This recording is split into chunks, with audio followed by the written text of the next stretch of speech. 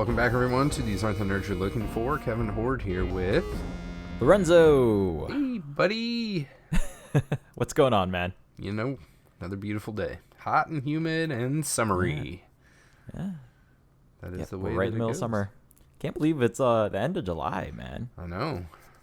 It's So weird. We're pushing into... Man, like 5 weeks will be, what, Q4 of the year? Yeah. Like, it feels like I was just sitting at home here and listening to non-stop fireworks out here. So, now we're moving on. Right on. Everything going Right well? Yeah, going fine. Just, I don't know if I mentioned last time in the public sphere of the podcast, but I started Fallen Order, so having a lot of Star Wars intake going on right now. So, that's fun. Finally, after 8-9 months of the game being out, I'm finally starting it. So Nice. We should talk about that sometime. yeah, as soon as I finish it, we'll do like a special on that one for sure. Cool. Yeah. So I finished another game that took me 50 hours that I've been playing since November, which is why Jedi Fallen Order was on the back burner. So Right. yeah, hopefully this game is not that long. So we'll see. Should be good. Yeah. What do we talk about this time, man? Today we are talking about another Clone Wars episode, which is the 97th episode of the Clone Wars by our count. And that is Season 5, Episode 6. It's called The Gathering. This is production 422, which was originally released on, it looks like, November 3rd, 2012. One note I want to make off the bat is, as far as production order goes, we did jump from 418 to 422, even though in release this is just it's just the next week for release order. So, yep. Title is The Gathering. It was written by Christian Taylor, directed by Kyle Dunleavy. Both of these people we have seen before, especially Kyle Dunleavy. He's kind of a directorial staple of the Clone Wars. Yeah, for sure. So jumping into this one, fortune cookie is he who faces himself finds himself. I'm going to throw it out. I just gave this one to Yoda, straight up. I did too, yeah. Yeah, It's, very straightforward on this one, yeah. I wouldn't call it generic, but it's... If we're forcing these quotes on somebody, I definitely see it coming out of the mouth of the little green guy. Yeah. This one it's pretty generic. I feel like this is like the quote you see hanging behind a cashier when you check into a yoga studio sort of situation. So Okay. yeah. Could you imagine like a Yoda yoga studio? I mean, I don't know why it doesn't already exist, especially by the time this episode comes out, it'll be right after, but we're filming this when Comic-Con was supposed to be starting today, San Diego Comic-Con. So, I mean, I'm amazed that it wasn't just already a thing that just happens around Comic-Con, or, it's just one of those special events that happens, right? Because I know you've never been, but San Diego Comic-Con, small sidetrack, but like the cool thing about San Diego Comic-Con versus other conventions is that the whole city like gets into it. Mm-hmm. So downtown San Diego, like all the restaurants basically know their audience for 4 days, 5 days. So like their whole menus will change, and their menus start adding in like geek references and stuff. Whether or not like the underlying restaurant, it makes sense for them or not, but like pubs will come up with like fun things, and other bars, and like even tequila bars and stuff like that, right? Italian joints, seafood joints, they all like come up with like fun nerd names and stuff like that, right? Yeah, I used to work at an Italian restaurant, and when hockey was on, we'd sell slap shots, right? Yep, there you go. Yep, you know it. So yeah, so doesn't the whole matter. city gets into it. That's So what people want, right. So I'm amazed, like if a yoga studio hasn't already just taken it on, during Comic-Con times, and I'd be very surprised. There's a gas station, or at least there used to be a gas station here in town, that their beverage center, like above it, it's like Jabba the Hutt. Oh. Even though it was like sodas and everything else, but So they didn't actually sell coffee, or did they? They Was did it, sell coffee, but I mean it was generic gas station was not their coffee, main so thing. it's not their main thing, and it wasn't even the main thing underneath the Java the Hutt sign. Interesting. And I believe there was like a mascot that was in no way, shape, or form similar to a hut. Right. That we would think of. Yeah. So I think that somebody came up with it and may or may not have even known what they were doing. And nerds probably giggled when they walked in the door. Right. And that's about the end of it. One more small sidetrack. There has been like controversy lately too, where because social media works the way it does, where like a couple of years ago, an owner of a restaurant wrote something like very anti-nerd, where they're like, oh, we're just gonna do this and try and make it through another Comic-Con. And then everybody was like, guys, like 80% of your yearly profits are made over these 5 days, and you're gonna piss these people off. Right. Like, what the fuck is wrong with you? What is going on? So I know they definitely saw like a dip in attendance, but I could be wrong on that one. I might be conflating some stories, but I always found that interesting that people are biting the hand that feeds them. Yeah. Shall we say? Right. It's natural in the restaurant industry. Right. Yeah, that makes sense. So. Because if you just had the fucking normal people there, it would be like normal days. You wouldn't have to fucking worry about it, and everything wouldn't be so stressful. You could just continue on the status quo. It happens, man. But like, again, and this I'm is speaking a real from experience there. So but that's a real stat I've heard though, where like 80% of their yearly income is made over the 5 days of Comic-Con. Like that seems that's insane. It seems unrealistic because there's only so much capacity that one building in one place can handle, and for the other 360 days of the year to only do 20% of your business, either you're really fucking slow or Let me something. tell you, like, having been downtown San Diego during non-Comic-Con times, it is a stark contrast in population density. Right. Because we're talking like an extra 200,000 people flood downtown San Diego for 5 days. Right, I totally get that, but what I'm saying is that all 200,000 of those people, even if all 200,000 of those people ate in every restaurant, right? That means that for the rest of the year, you would only have like 40,000. You would only have 40,000 people over 300 days, right? Yeah. So I mean, I'm just saying it sounds unrealistic. You it guys is a can bizarre check my stat. math there, but I think that's right. No, I agree with you. It's a bizarre stat. It's a very bizarre stat. But like let's say even in like the calmest of situations, maybe it's like even 50% of your business is done in 5 days. Right. Like, but even then, like that stat still sounds crazy to me too. Yeah. I would say maybe 20%. I'd go with that. 20% in 5 days.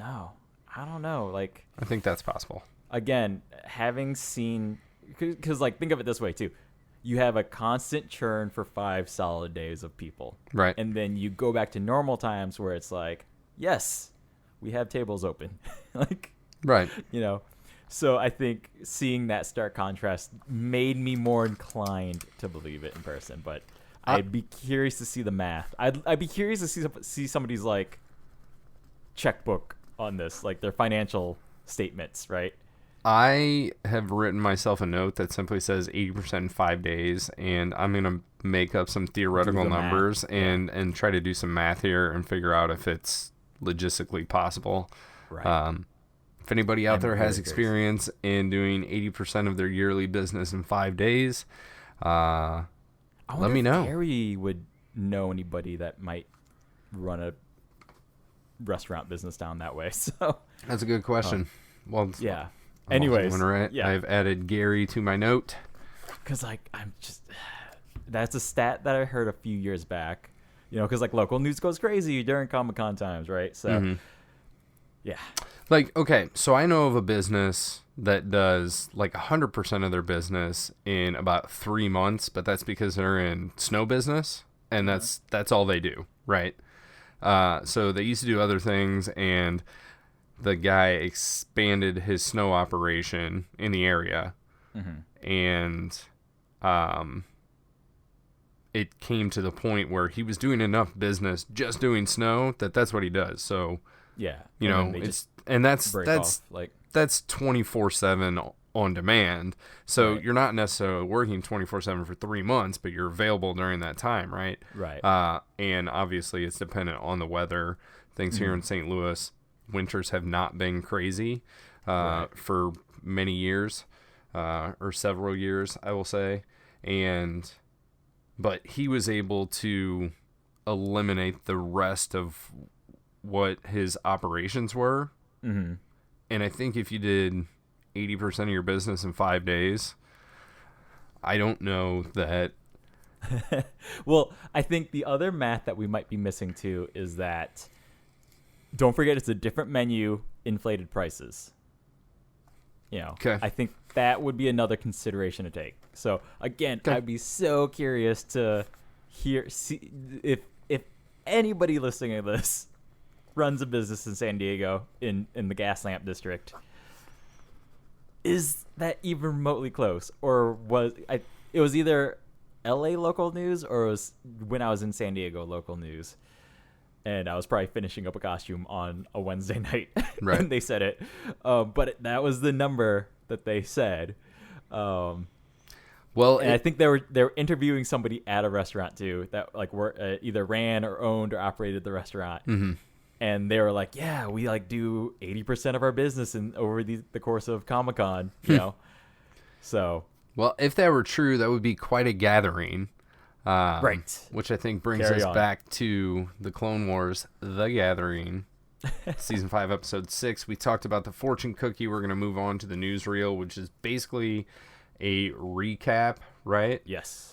But more a recap of like war in general, and it just kind of talks about the things that have been going on and the consequences of said war, and that is that there are now fewer Jedi than there used to be, and younglings are harder to come by, right? And then we jump into the episode proper, I guess. I think the last sentence of the newsreel is something about... It is then that a Jedi's path will truly begin. Yeah, it does say something about the gathering. I was like, oh, they're going to say what this is, and then they don't. And they don't. Yeah. They do later. Yeah. There's one more thing that's interesting to me about this newsreel that Sure. I know we've discussed at some point, whether on the show or not, is where my memory fails. My memory fails a lot of the time. But this starts out with as the Clone War singular, which I find really interesting. I noticed that because in my head, it's the Clone War, but we all think of it as the Clone Wars because of this show, and like, but it's weird to me that would be the naming convention. Yeah, I mean it's the old Ben Kenobi line, right, and then also the Yoda line. Begun the Clone Wars have. Yep. But Which like, the Yoda line is just to call back or call forward the Ben Kenobi line. right. But I'm in agreement with you. Yeah, like no, we don't call it the Revolutionary Wars. You know, we Yeah, don't call it the Civil Wars. I think that I argued for the pluralization because of the fact that, you know, multiple planets, like wars are going on in... So it's like Clone Wars collectively. Yeah. Yeah. Yeah. Because it's not like the Civil War battle. Like, there was lots of battles that made up the war, so with this, there's lots of wars that made up the battle. I don't know. Is that the way that it works? Can you do that? No, because the Cold War involved what... Because, like, we would... I think in our real-world term, like, Cold War is the big one, and then we had, like, what were called proxy wars, right? Okay. But then each of those wars are still singular. So, like, Vietnam War is generally seen as a proxy war to the Cold War because we're battling communism. Right. And that's what the Cold War was about, you know? Right. So it's still just like I get your line of thinking, but I'm still curious how. Yeah, I get it. You know. I mean, I'm sure that the last time that we had this discussion, I probably brought up the point that when George Lucas wrote the line, he was a pilot in the Clone Wars.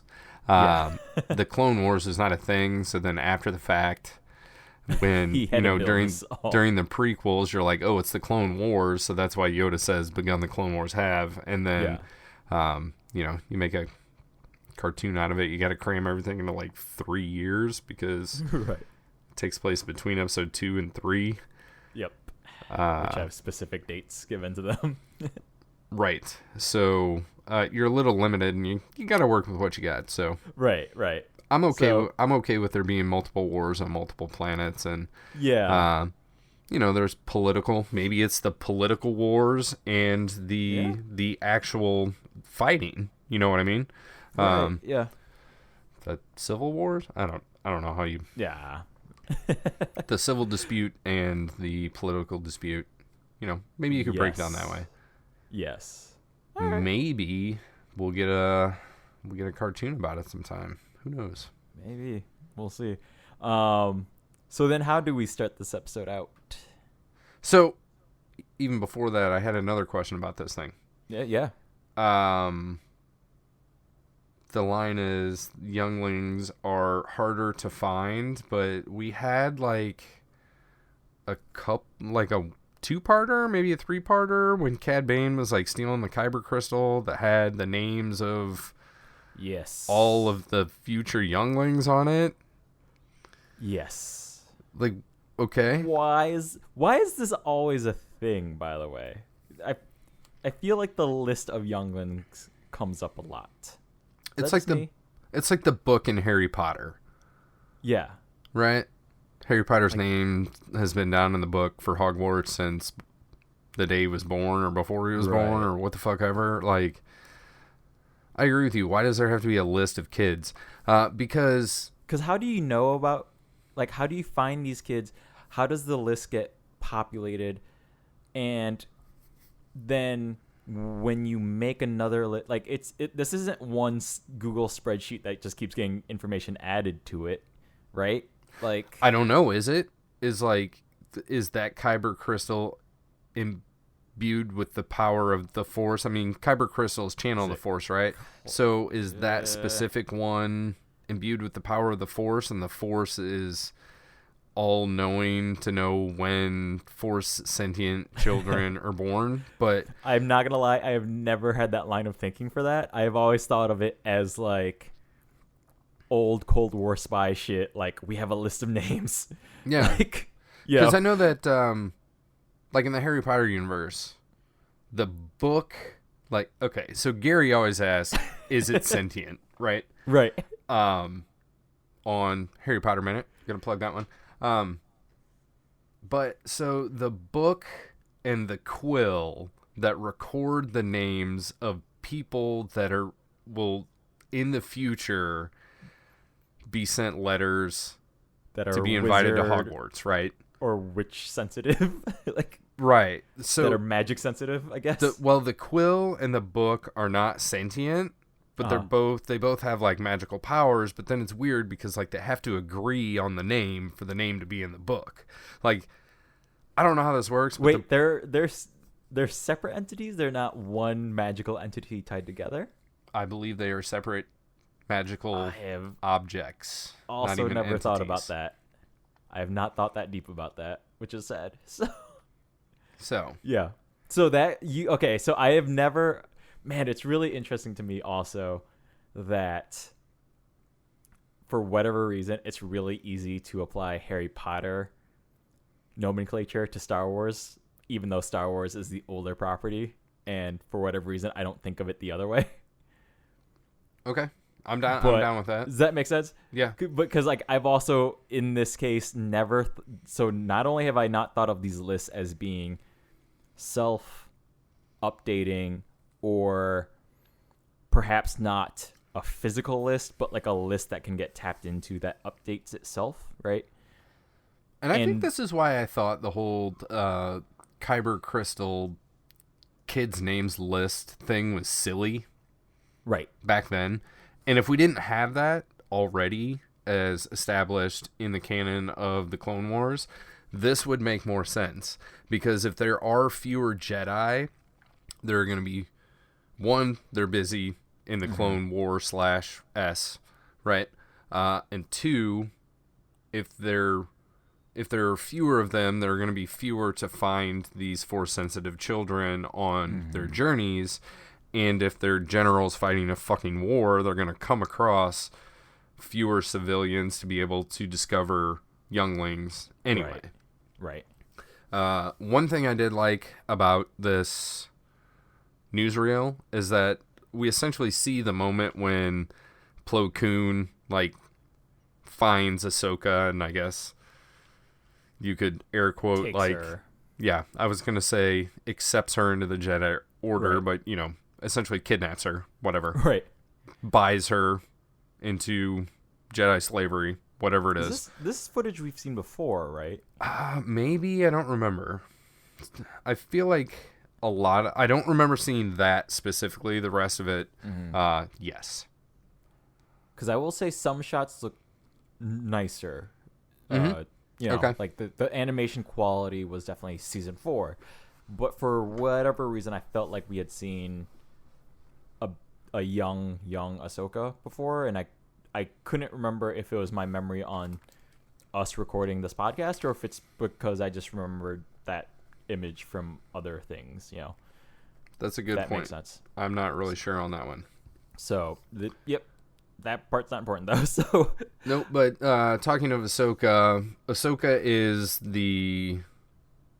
is how this episode starts, right? Yep. And she's got a group of younglings. These are...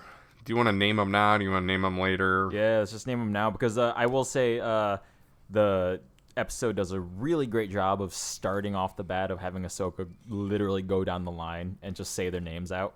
So we have Petro, Human Gnodi. male. Yep, human male, Gnodi. We have... Who's Gnodi? Is the Rodian. Yep. We have Bith, the Ithorian. Yep. We have Katuni, Yep. who is a Tholothian.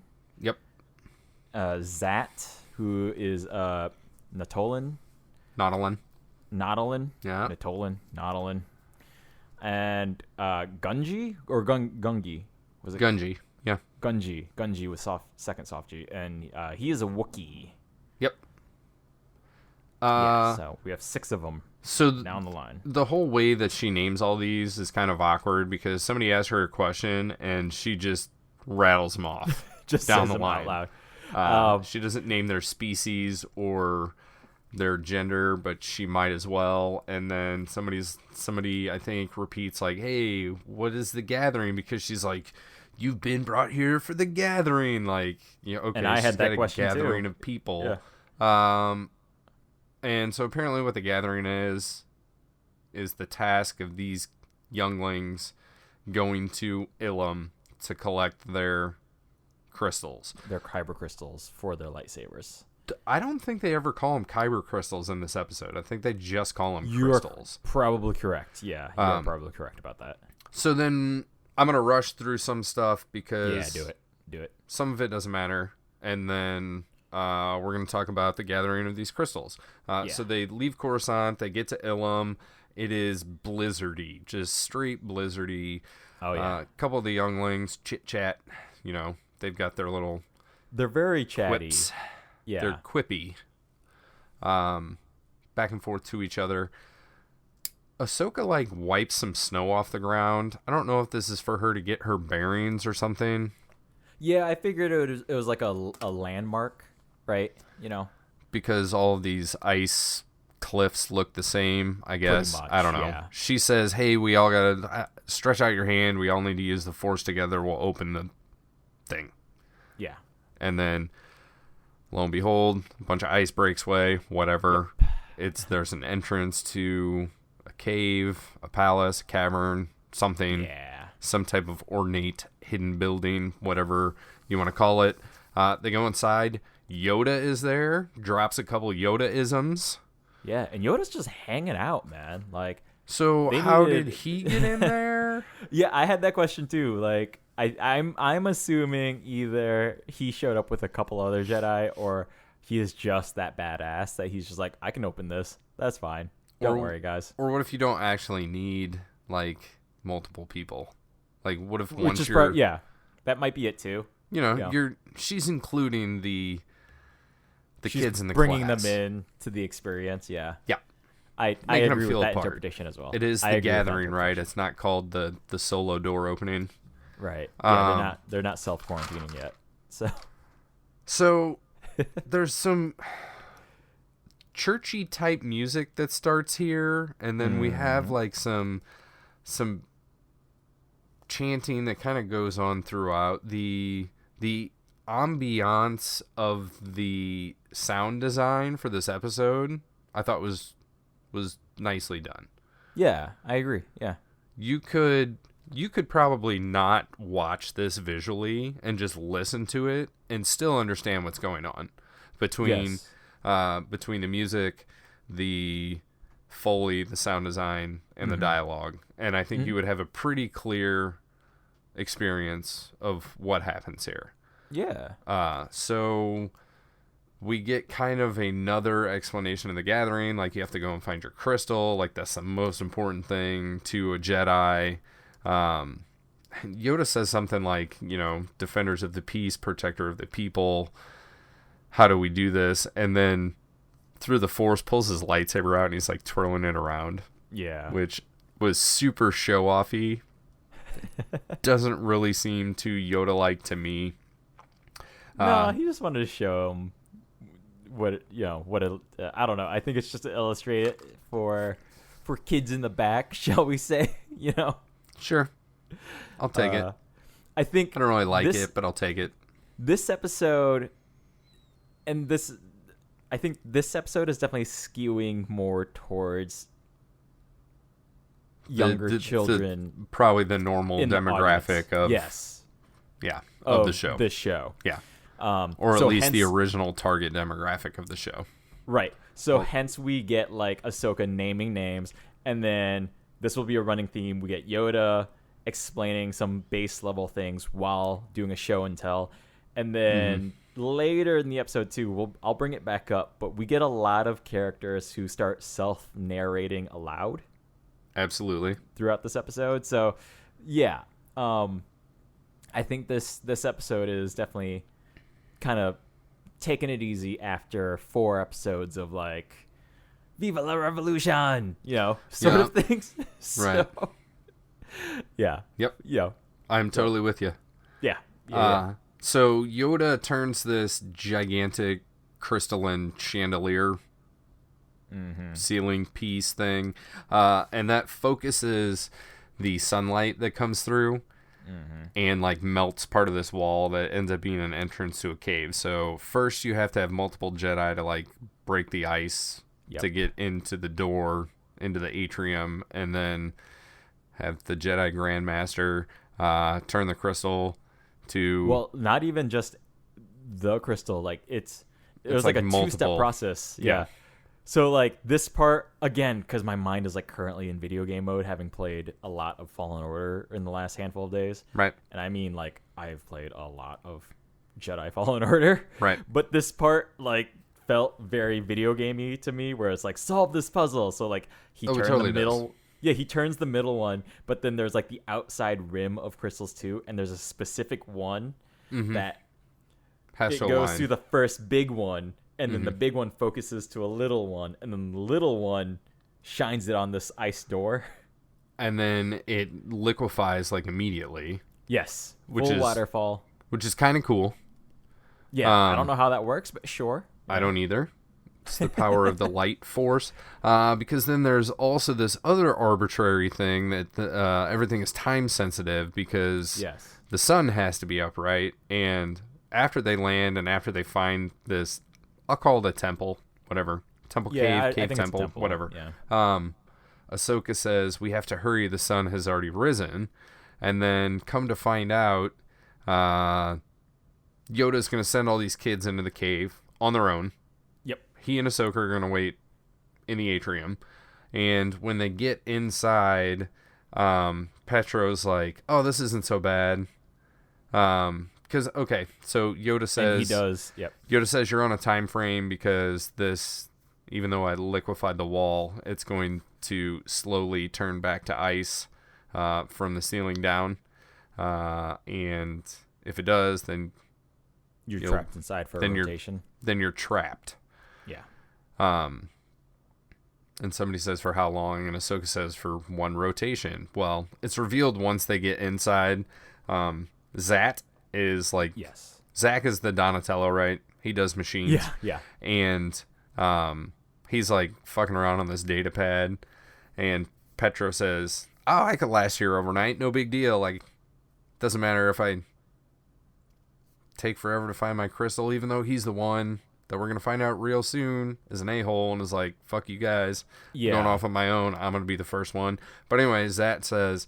one rotation on this planet. The sun only rises once every 19 days. Yeah. But it apparently only stays up for like 40 minutes. Yep. So it's like 40 minutes of sunlight, 19 days of darkness. Yeah. So this freaks out some of the younglings. Like I said, Petro runs off. Yeah. Somebody's... one of the two females are like... I think it's Katuni says, hey, we need to stick together. And he's like... Nope, you're on your own. Like, we're on a time frame. I'm going to get my crystal and get the fuck out of here. Yeah. So then we've got Gnodi, Biff, Katuni, Zat, and Gunji that stick together for a while. They end up in this room with a bunch of doors, and Zat says, okay, we're going to trust our instincts. Everybody close their eyes, point at a door, whichever door you pick. You go through it. You go through it. So amongst 5 of them, 2 doors get 2 each, and then the last door gets Biff. Biff alone goes down the darkest looking, creepiest looking door. Yep. Biff gets that one. Gnodi and Gunji are together. Katuni and Zat are together. Yes. I have 2 questions. One, Katuni is like, hey, we need to pair up. How is like a random... close your eyes and pick a door going to guarantee anyone pairs up at all? Well, because so Katuni are there says only that, 3 doors here? There are only 3 doors here.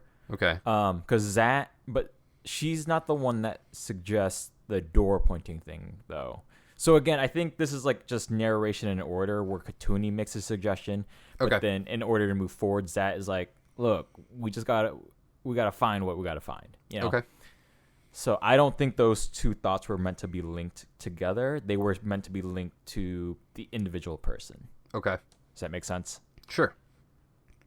Yeah. Because with 5 of them, it was just like, I don't know what they're going to do. So. And then number 2, obviously this is a show written by a person, so they're going to make sure this doesn't happen. But if we're placing ourselves in the Star Wars world, right, what happens if all 5 people pick the same door? Then they all go down? That doesn't successfully split them up, though. Are you talking from a writing perspective? Or? Yeah. Because they're like, hey, we need to split up. I don't know why, because you only find your own crystal. You're not helping other people find their crystals, right? Wait, no, I'm confused. Who is making the suggestion of splitting up? It was either Katuni or Gnodi was like, we need to split up to or we need to pair faster. off or whatever is what she says, right? Something, I don't know. Or they suggest splitting up to find the crystals faster. Somebody does. That is right. But my question to you, I'm confused about what you're asking, because from your question of what happens if they all pick the same door, but like from I just don't know what you're asking in terms of like if a human wrote this. Right. If the intent is to divide and conquer, right? Uh-huh. The random choice of closing your eyes and pointing at doors does not help this. Is what I'm saying. Yeah, I mean, it's chance from an in-universe perspective, Okay. but it's not from a writing perspective. Okay. That's where I'm getting confused because it's like Sure. No, that's fine. somebody definitely purposefully wrote this, Right. and the point of writing it is to make it feel like it's a natural thing. So maybe in your like, I don't know if this is what you're getting at or if you even thought of it this way, but it's like, is that a failure in writing if it doesn't feel natural to you? Does that make sense? Or is it or a failure in acting as well? I think I would go with that. Yeah. Right. Because you know what I mean? Like, Mm-hmm. like no matter what, somebody has to write like, oh, Jeff didn't expect the surprise birthday party that his wife had planned for him, you know? Fuck Jeff. Somebody wrote that. Right. And then your question to me is almost like, but how doesn't Jeff know that there's a surprise birthday party for him? Like, this is why I'm getting confused by what you're asking. Does that make sense? Like, yeah, I'll try to clarify my thoughts as we move on, and then if I need to come back to it, we'll come back to it. or like one more example would be like, it's like James Bond gambles and wins, and then you're like, but what if he loses and then he's out of the Queen's money? like nah, I mean the writing is gonna dictate just what happens. No, That's how it works. I kind of feel like it's like, hey, like we need to split up, and everybody's like, that's a good plan, and then somebody's like, we'll choose how we split up by randomly closing our eyes and pointing in a direction. You just want more executive orders happening. I think so. I think I just want like more like, hey, that plan makes sense. Like somebody just say, hey, let's do this. Right. Yeah. I didn't have a problem with the randomness of the execution of the first suggestion. And I think that we're gonna find out that it's not random. So I don't know if this entire line of thinking here is relevant or not. Very moot. Yeah. Instead of jumping back and forth between all of these people, I was just gonna kind of pick somebody and run with it, right? Do it, yeah. So I'm gonna start with Petro. He's already left on his own. As the other 5 are figuring out what door they're gonna go through or whatever the hell they're doing, he's already run off. He like immediately finds his crystal, or thinks that he does. Grabs it. That he does. Yeah. He grabs it. He heads out of the cave, super proud of himself that he's the first one to find his crystal and the first one back. And Yoda's like, "Oh, found your crystal you have." And Ahsoka's like, "Show it to us." And he opens his hand, and it just melts. Yep. And Yoda ridicules the boy. Yeah, Yoda is visibly annoyed with Petro, which I appreciated as a viewer because I was absolutely frustrated with Petro throughout this whole episode. Okay, I think we're on the same page there. Yep. And it's clearly like a purposeful annoyance, right? Mm-hmm. And I understand that it doesn't make it easier to take, you know? Yep. But he's like the cocky white kid. For sure. Cocky jock, you know. Cocky jock guy. Yeah. Like, he's all about, like, let's go get a fight going, you know? Like, yeah. He's like the young, like, Ernest Hemingway sort of type. Like, sure. Let me fight somebody. That's all he wants. I think that he definitely holds himself in high regard, and he's the best. He's going to get his crystal first. He's going to get out first. Yoda says, a crystal you found, but water you brought, or something like that. Yeah. And then tells him, essentially, get your ass back in there and go find your crystal, because you don't have anything. Yeah. And Petro says, but the door's halfway closed already. And I think Ahsoka's like, well, you better hurry up then. Right. So realistically, in the timeline of how long these kids have been inside this thing, that door closed halfway pretty dang quickly.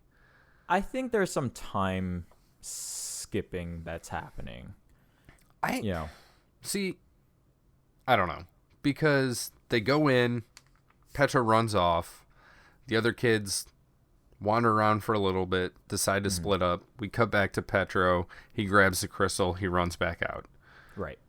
The rest of everything that happens even if it was all happening simultaneously, would still take more time than what we have just witnessed. Yeah. So, just the door to be halfway. Yeah. Right. Just a tidbit. So anyway, Petro goes back in. He ends up running in circles, and then he runs into a character later. So while all of that is happening, we go to, I think, Gnodi and Gunji, and they like walk down a hall, end up in like a big ass open cave, and Gunji can hear these sirens or whistles, I think is what they're called in the episode. Yeah, of some sort, yeah. But there's like a giant lake with, I guess, little icebergs, little ice lily pads or whatever, and then there's an island in the middle. He can see his crystal. Gnodi cannot. And so then he tries to crawl across the lake, and she's top of the floating ice. Top of the little floating ice, and it tips, and he gets his foot wet or whatever, and he cries, and she's like, "Oh, that's not gonna work." But just like the door is slowly refreezing, this lake will refreeze. So you should probably just wait and then walk across the lake and get your crystal. And he vocalizes something. She's like, "Okay, see you later." So other things happen, but later down the line, he is able to make it across. He gets his crystal, gets out. Yep. His trial is seemingly tame. Right. Sort of, yeah. Gnodi, when she leaves, she goes back out into the hallway, and she is like super full of doubt and like, "This is impossible. How am I supposed to find my crystal? This is bogus, blah blah blah." And she like falls through the floor after saying, I don't even believe there are any crystals." She falls through the floor into a cavern that is just full of crystals, and then she's like, "Oh, this is bullshit. Like, now what am I supposed to do?" There's like, before there was 0, and now there's like a bazillion. Yeah. She's shackled by choices, I guess, or frozen by choices, right? I guess. She feels all hopeless and stuff. We cut away for a while. We come back. She ends up using the Force, and then like you see one crystal twinkling more, and then she calls it to herself. Yeah, boom. One calls to her. She's got hers. Katuni and Zat are together, and they go out into a cavern. Katuni looks up, and she's like, "Oh, I see my crystal." And Zat's like, "I don't see anything. Maybe only the person whose crystal this can see it." Right. But she's got to like climb up some cliffs and shit. And Zat's like, "Good luck with that." Physical challenge, yeah. So her challenge is physical. She's got to climb. Yep. And lo and behold, eventually she does. But she gets her crystal, looks down. She's like, "That's way too far. They'll take way too long." There's a tunnel behind her. So she goes through that. Some shit happens, and she ends up at a dead end behind a frozen wall. Yep. Zat's challenge is that he's trying to use tech, but that's not working because the data pad he has is picking up crystals all over the place, but he can't see them, right? Because he's looking at his data pad. So he gets pissed, he smashes that, and then he's all self-loathing, and then comes to his senses and says, "Don't use the data pad, rely on yourself, man, you're good." And he stands up, and he essentially uses the Force to reach out with his senses.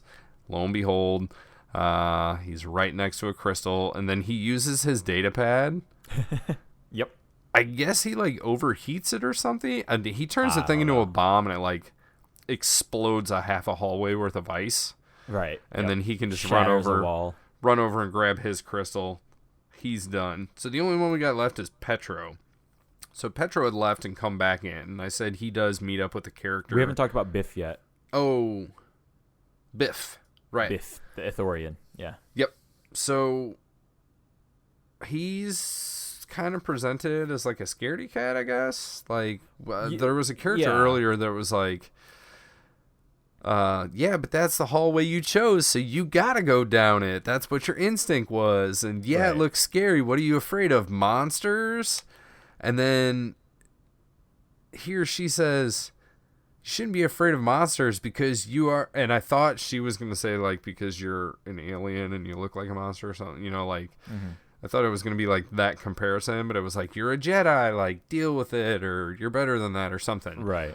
So he does a lot of pearl clutching and hiding behind stalactites and stalagmites, right? And at the end of this hall is like some fiery demon face head looking thing. Yeah.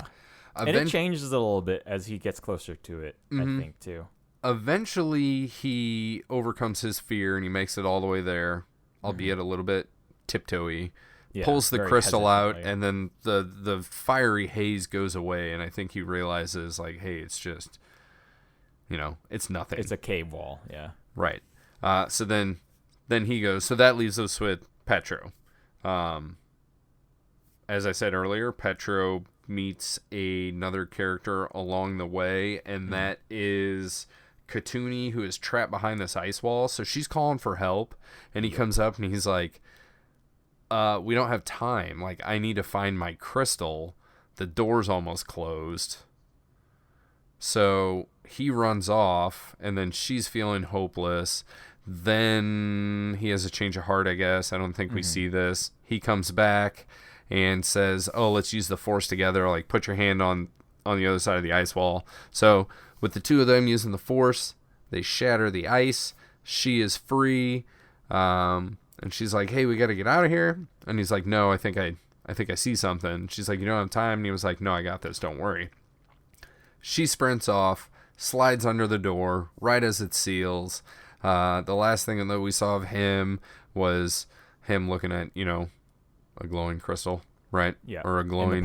In the pile of ice that they had just shattered. Yeah. Or an illuminated pile of ice that you can assume there is a crystal underneath. A couple of the younglings are kind of freaking out to Yoda, like, oh, we got to go and save him. And Yoda's like, nope, not doing it. Even, like, does the whole hold his cane up to block someone. One starts walking and he stops them with his cane. Yeah, I believe that's Gnodi that he stops, and there's a little bit of silence, and then Petro comes smashing through the ice wall. Yoda is definitely questioned about it, and Yoda says, trapped not by the cave you were, but only by your mind. And he said, ice is only frozen water. Like, it's not going to hold you guys in. Right. And then I think he gives them a little speech about their crystals, right? Oh, he says there's, like, lessons learned. And then, as Ahsoka did at the beginning of the episode, where it pans, like, from youngling to youngling and reveals their names, like, it pans youngling to youngling, and we hear of what lesson they learned. So Petro's was selflessness. Yep. Gnodi was hope. Biff was courage. Katuni was confidence. Zat was trust. Gunji was patience. Do you feel that these are appropriate to the little trials and tribulations that we saw these people go through? Some more so, like, definitely with Gunji, patience, that is a good visual representation of that. Selflessness, yeah, sure.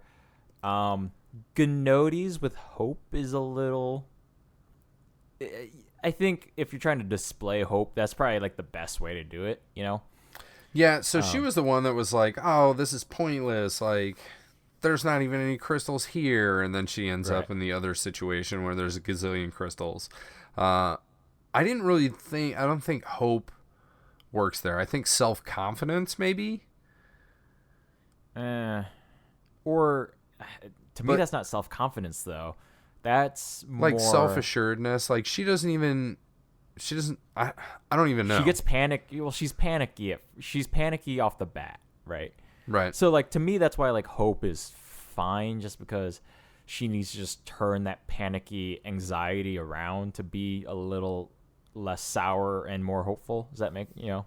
Okay. That's how I would interpret that. Again, this is an episode that's, like, definitely painting with broad strokes. Right? Like, this is one that feels not inappropriately so, but definitely aimed more at children who might actually need these lessons in virtues. Okay. Biff and Courage. I'd say Yeah, that makes sense. Yeah, Yeah, I'd say that makes right sense. on there. Katuni and Confidence. Katuni is the one that had to climb up the several stage cliff I think and for then got that diverted one, to behind yeah, an ice wall.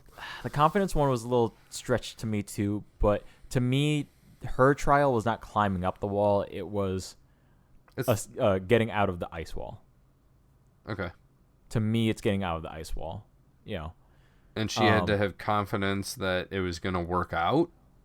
that someone would try and help her. I don't. That's why for me that one's a bit of a stretch. Like that one's a little bit more odd. You know. And then, so that leaves us with Zat and Trust, and Petro and Selflessness. And I think Petro's, yeah, that's fine because he comes Petro's back. straightforward. Yeah. Zat and Trust, though. Like, I guess self-trust. He's got to trust in Yeah, himself over I would say self-trust, technology. yeah. So, Yeah. all right. That's all fine. Everybody looks real proud of themselves.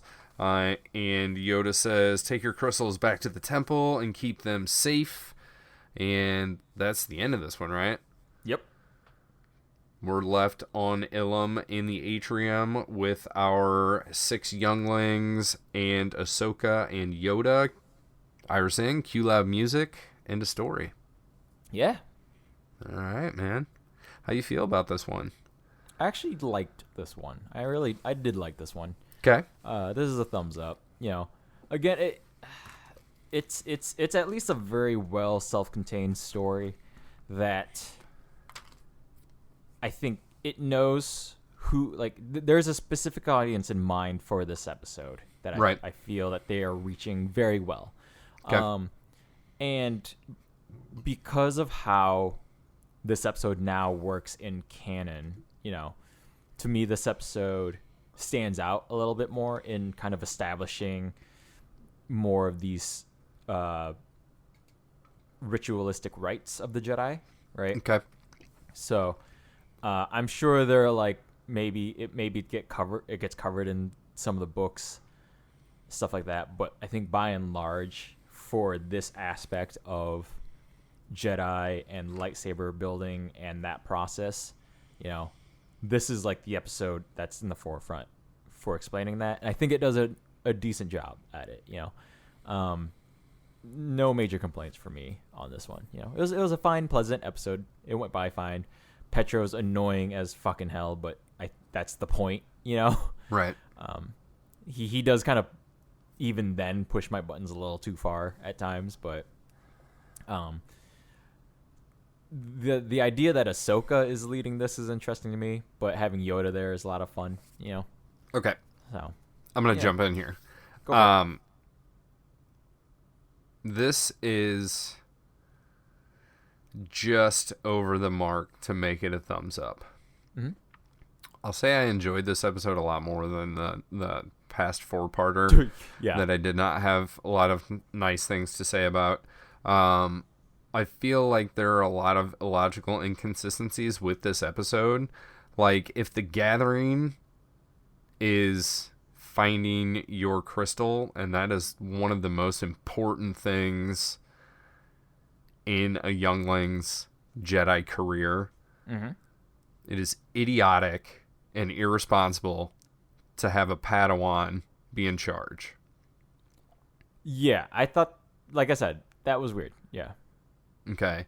And then, like, so Yoda is there, so it's like, ooh, timing we must have. The sun is rising. Go, I will. Follow me, you will. You know, like, so Yoda's got to be there, but then Ahsoka's got to get the younglings together or some other Padawan or whatever, and then they have to transport there, and then they have to... I get the whole, like, struggle through the snow thing to, like, find the place, to have the big reveal. Like, that's all cool, right? Mm-hmm. But then Yoda's already inside. The only thing Ahsoka does here is transport them from one place to another and tell them what the gathering is, cryptically. That's fine to me, though. I mean, I don't know. I just don't get it. It seems like too big of a task, too big of a responsibility for someone that hasn't even reached Jedi knighthood yet. I Like, don't. Padawans are supposed to be studying under their Jedi Knights, right? Yes. Yeah. I mean, yes, they're sent on their own missions. Like, Anakin was sent to protect Queen Amidala. Right. Look how that turned out. Right. I don't know. That was a sticking point for me. That But dropped it down a little bit. What else dropped it down a little bit was, as you said, kind of the self-explanatory dialogue when the kids are like talking to themselves. Right. There's a Petro. I didn't enjoy a lot of what he did. I think him saving Katuni at the end, great. I think it sucks that alien female girl gets stuck and needs to be saved.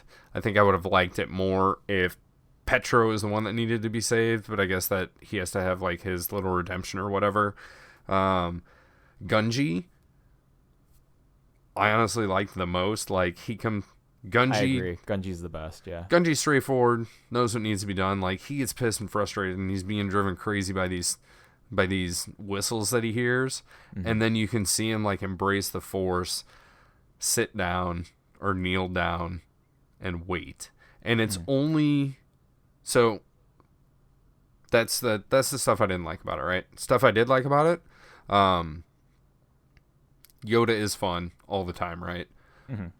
These 6 characters only accomplish their goal when they embrace the Force. Right. And it was only then did what they need to happen. Mm-hmm. And I think that is the true test, like, or that's the true lesson. Like, yeah, Yoda put these terms on it: selflessness, hope, courage, confidence, trust, and patience. But really, it was the Force. Like, the Force is the antagonist and of this episode. But also like the driving force behind the success of these characters. Right. That's what I liked about this episode. I mean, again, like I said, to me, the dialogue stuff didn't bother me because I think, to me, judging this fairly is understanding that, yes, this is a children's show. It is aimed at a specific audience that is not specifically you and me. It includes you and me, but is not directly towards you and me, right?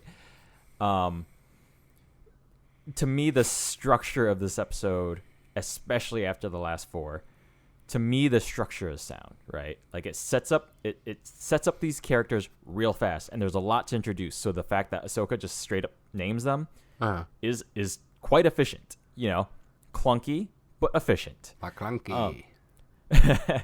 But, and the fact that there are 6 of them that each go through their own trial and tribulation, right?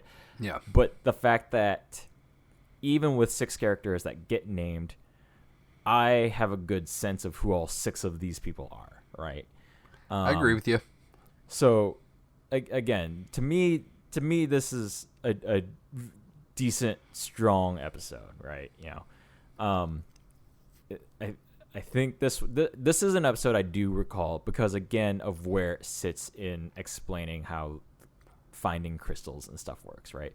I don't have a problem with Ahsoka being the one to bring these children because I think you're putting, yes, it's a big turning point for the younglings, but I don't think that this is a task that like a higher you already have Yoda there.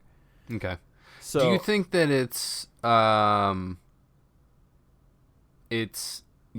and Ahsoka placing importance or more importance on this activity than it actually is in reality? Like, building it up like this is the most important thing you younglings are going to do, when really it's just like the next step of what they do. No, it's still a big step. Okay. Right? Because otherwise, if it wasn't a big step, then they wouldn't have had those issues that they had finding these crystals happened, you know. Yeah, but they're not actually at risk of being trapped inside this ice cave for 19 days. No. If they don't find their crystal... That's a separate thing. That's a separate thing, though, sir. So, like, what I am saying, like, it's a big step. The fact that they're not in danger doesn't make it less of an important step in your life, you know? I guess I just felt like the gravity of the way that the gathering was explained should be handled with more solid authority than a Padawan of 1 year. I don't think in this case it matters. Like, number one, this is a big step, but it's not like a graduation ceremony, you know? Okay. Again, like you said, Yoda's already there. So, like, you got the big daddy of the Jedi there, you know? You got, like, one of the Grand Poobahs, you know? Do you think he just hangs out there? Like, Yeah, he's, well, like, not all the time, but he's probably involved, right? So, but, like, Ahsoka, like you said, is the transport. So, like, what changes if it's Obi-Wan bringing children and then Yoda still does everything else and then Obi-Wan is just... See, I don't think that I think it would be Obi-Wan bringing these kids and then Obi-Wan there. I don't think it would be like Obi-Wan bringing the kids to Yoda. It would be... Okay. It would be I don't person in charge of the, you know, like... But I don't see the difference, right? Like, I don't know. Yoda's already It's hanging out there. Like, I don't know. Because also, I feel like it's sending Jar Jar Binks on a diplomatic mission, right? No. You cannot compare Ahsoka to Jar Jar Binks. Like, that's already a misstep right there. Like, because, like, to me, it's like, think of it this way. It's like, if you get hired at Apple, it's not like Tim Cook's the one training you and giving you your ID card. No, but somebody else isn't delivering you to Tim Cook and saying like, "Hey, this is the biggest moment of your life," you know. So, you know, I don't know. Yeah, slightly. I don't know. Like, I have no issue with Ahsoka being the babysitter in transport. Okay. You know, like, I have one other tidbit of information. Because, like, one other thing, how do we know that this isn't just like a second batch that you like? How do we know Yoda's not like on a conveyor belt of children going through Ilum? Like, you know, the whole timing of the sun only being up for 45 minutes every 19 days.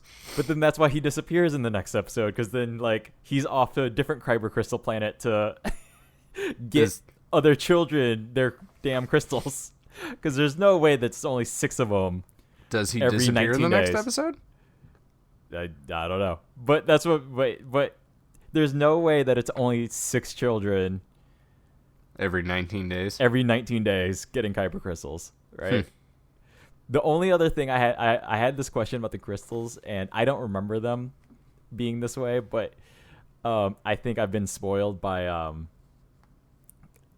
handling physical merchandise based on, you know, how that Disney used to sell that to us in the before times. But the crystals in this episode are very, like, thin and small, which for some reason I thought they were maybe more pebble like in my mind every time I've ever thought of a Kyber crystal. Because especially, like, in Rogue One, it's big and fat. Yeah, it's like it's a freaking centerpiece on her necklace, you know. I would imagine that came not from Ilum, but from somewhere else, like Jeddah. Right. So, does that change the property of the crystal and how the lightsaber acts? I do not know, because I do not know how to build a lightsaber. Yeah.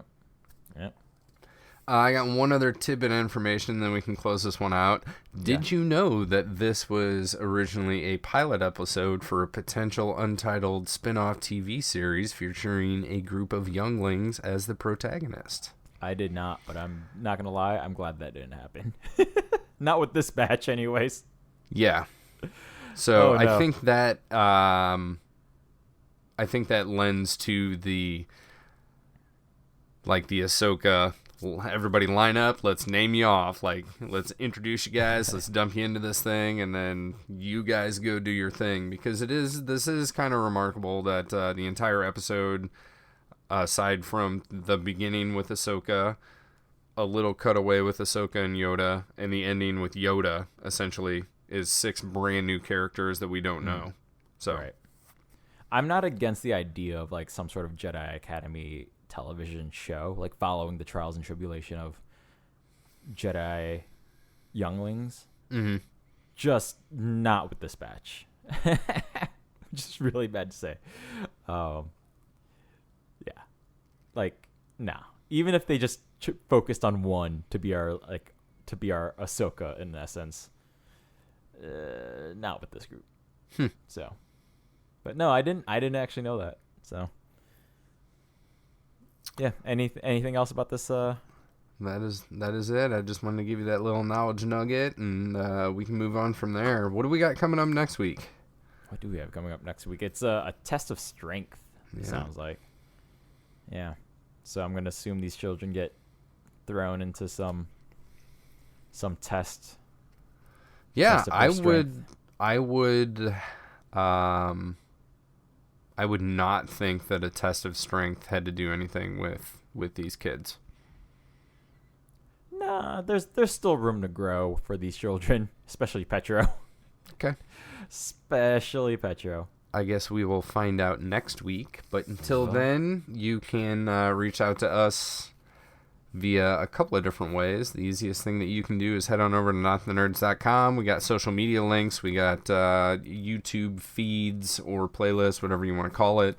My buddy Anthony is the one that put that website together. You can find him on Twitter at BlueTheBeard. We like to thank Kevin Warren as well via Twitter at They Call Me K-Dub. He put our hero post together. And then, as always, the lovely Lindsay put together our intro, outro music. You can email her at strangefantasymusic@gmail.com. Lorenzo, if you don't have anything else, we'll be back next week. I've been Kevin. Lorenzo. These aren't the nerds you're looking for. Bye-bye.